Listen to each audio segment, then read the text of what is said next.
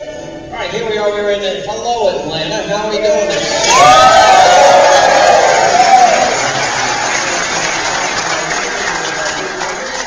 It's American Solutions Day, and all right, we spent the first half hour talking about specific solutions.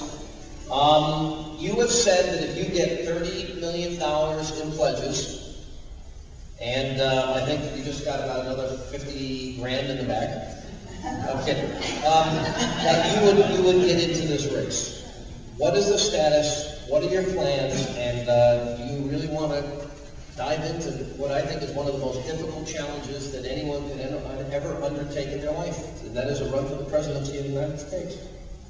Well, let me first of all say I think the most difficult thing is that you might win, and then you'd actually have to be president. All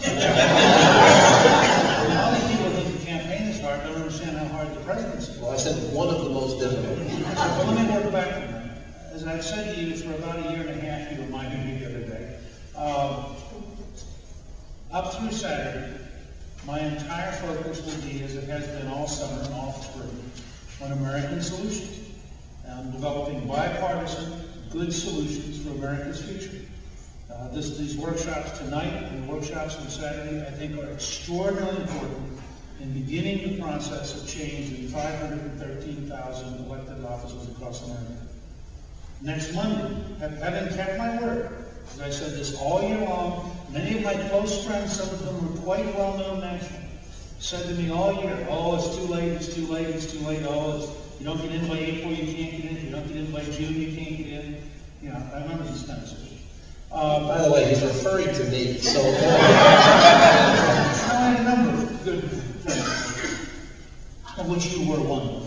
But anyway, next Monday, having finished my commitment to make sure we launch American Solutions, Randy Evans, who you know, my good friend and attorney here in Atlanta, will launch a project, and for 3 weeks, Randy will look to see whether or not there are potentially $30 million in pledges. And we're not taking any pledges before Monday. We're not talking to folks before Monday.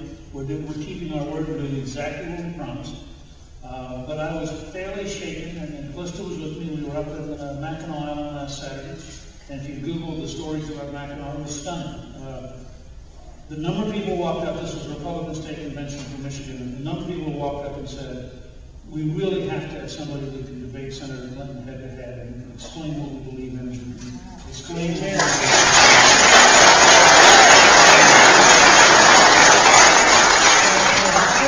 frankly found that compelling. So if there are enough citizens who believe that somebody who comes out of a middle class background and who needs their help, because I can't write a $100 million check. But if there are enough citizens that we can realistically, by October 21st, find $30 million in pledges, then I think, Chris and I would feel compelled to try to serve our country. If there aren't enough, I'm not going to go out and get involved in a mismatch where Governor Romney can write a $100 million personal check, and I have to raise money for $2,300 units. And so I would go back, I would immediately focus on the second annual American Solutions Workshop for September 2008, and frankly, we would be quite happy, writing books and making speeches and helping organize the second workshop. I don't feel, I have no need to jump out and say, oh, please give me money so I can fulfill my ambition. So then the real answer is, as of today, Thursday, and this is all going to happen on Monday, you really don't know. But if the money is there, you feel an obligation that is a strong enough signal of enough support to get in and run on your agenda. But let's be clear what I just described. I mean, no one... All right, here we go. We're going to mention Bruce Chris next. No, I'm going to be very straight with the answer. I understand the scale of the mountain. No one in American history. Now, the internet makes it possible. No one in American history has had enough citizens step up voluntarily to have $30 million in pledges in 21 days. If that were to happen, how could you as a citizen say no? And how could you walk off and say, I don't care, I'm not doing it? On the other hand, if it doesn't happen, I feel very comfortable as a citizen saying, this isn't the right year, this isn't the moment, I shouldn't go do this. And it's not about my personal ambition. But if a citizen movement emerged, and you had $30 million in pledges in 21 days, you'd have an absolute moral obligation to try to lead all of those people who are prepared to put their name on the line.